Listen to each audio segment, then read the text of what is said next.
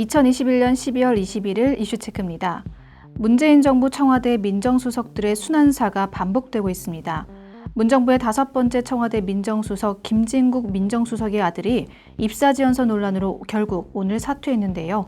이슈체크에서 김진국 민정수석 아들의 입사지원서 논란에 대해 살펴보겠습니다. 심재민 기자와 함께합니다. 안녕하세요. 네, 안녕하십니까? 먼저 김 민정수석이 결국 사퇴까지 결정하게 된 아들의 입사지원서 논란, 어떤 내용인지 좀 자세히 볼까요? 네, 앞서 김 수석의 아들이 최근 금융 관련 컨설팅 업체 등 5곳에 낸 입사 지원서에 아버지가 민정수석이니 많은 도움을 드리겠다 등의 내용을 적은 사실이 드러났습니다.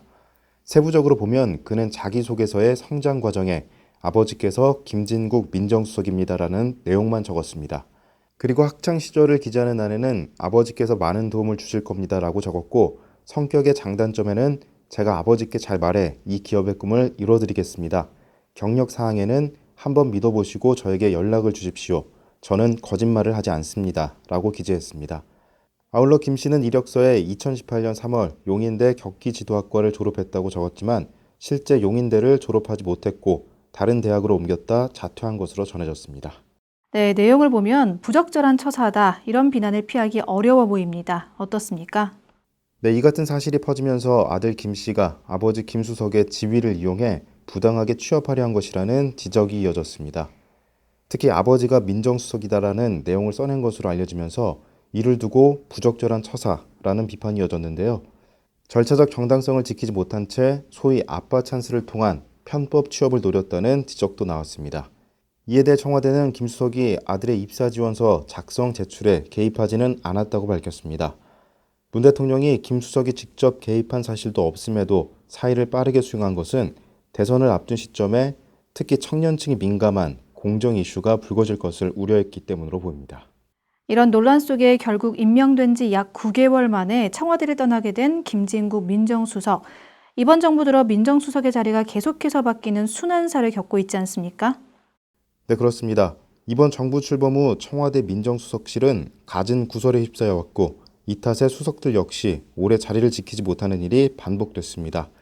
초대 민정수석인 조국 전 수석이 2년 2개월로 비교적 오랫동안 자리를 지키긴 했지만 이후 자녀의 대학 입시 특혜 의혹, 사모펀드 투자 의혹 등이 불거지며 전국을 뜨겁게 달궜습니다. 또 뒤를 이은 4명의 민정수석들은 불과 한 사람당 평균 7개월가량만 자리를 지켰습니다. 이후 인적 쇄신을 감행했는데 임명과 사퇴, 사실 같은 수순이 반복되고 있죠. 네, 그렇습니다. 이후 문 대통령은 비검찰 출신 민정수석 인선 관행에서 벗어나 신현수 전 수석을 4대 민정수석으로 임명하며 여권과 검찰 충돌에 봉합을 모색했습니다. 그러나 신 전 수석 역시 계속된 청와대와 검찰 힘겨루기 속에 제대로 역할을 하지 못한 채 2달여 만에 자리를 떠났는데요.